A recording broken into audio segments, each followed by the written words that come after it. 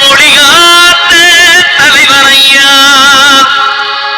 ஞான பழம் கேட்ட குழந்தையா அப்பனுக்கு பாடம் சொல்லி ஆறுபடையாட்சி செய்யும் ஏசாமி முருகனையா வெற்றிவேல் முருகனுக்கு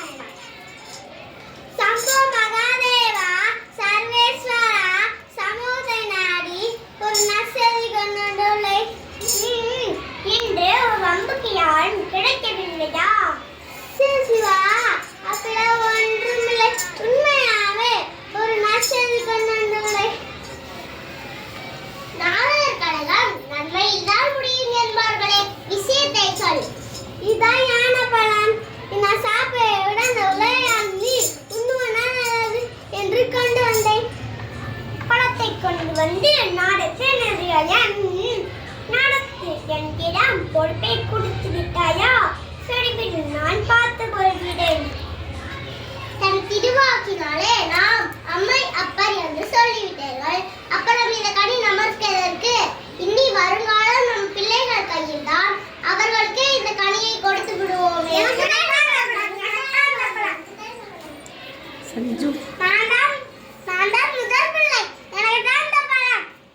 இல்லை இல்லை, நான் தான் செல்ல பிள்ளை. எனக்கு தான் இந்த பழம். இரண்டு பேரும் சண்டை போடாதீர்கள். நான் இந்த பழத்தை பாதியாக பிரித்து தருகிறேன். இல்லை இல்லை, பழத்தை பிரிக்க கூடாது. விஞ்ஞான பழம் முழுமையாக சாப்பிட்டால்தான் பலன் கிடைக்கும். அப்படியானால் இந்த கனியை யாருக்கு தான் கொடுப்பது? அப்படிக்கே விஞ்ஞான பழம் நம் குழந்தைகளுக்கு ஒரு சோதனை வைத்து அதில் யார் வெற்றி பெறாங்களோ அவங்களுக்கு இந்த பழத்தை கொடுக்கலாமே. விநாயகா, முருகா, சொல்லுங்க ஐயனே. சொல்லுங்க ஐயனே. இந்த உலகத்தை யார் முதலில் சுத்தி வராங்களோ அவங்களுக்கு தான் இந்த ஞானப்பழம்.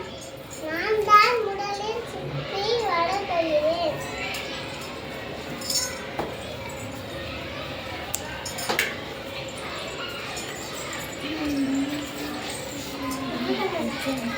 நாரதரே, அம்மையப்பன் என்றால் என்ன? உலகம் என்றால் என்ன? உலகம் தான் அம்மையப்பன், அம்மையப்பன் தான் உலகம்.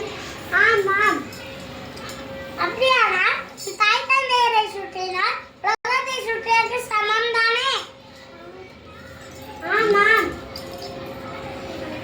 என் தாய் தந்தையரே எனக்கு உலகம். என் தாய் தந்தையரே எனக்கு உலகம். என் தாய் தந்தையரே எனக்கு உலகம். என் தாய் தந்தையரே எனக்கு பலன் கிடைத்துவிட்டது. தம்பி,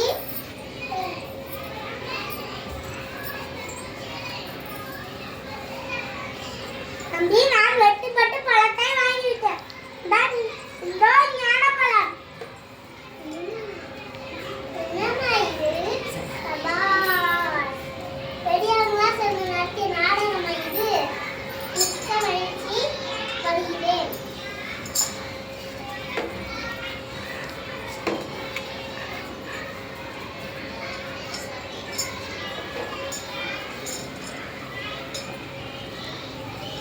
என்னங்க இப்ப தெரியுதா ஏன் முருகப்பெருமான் கோயில் மலை மேலே இருக்கின்றது?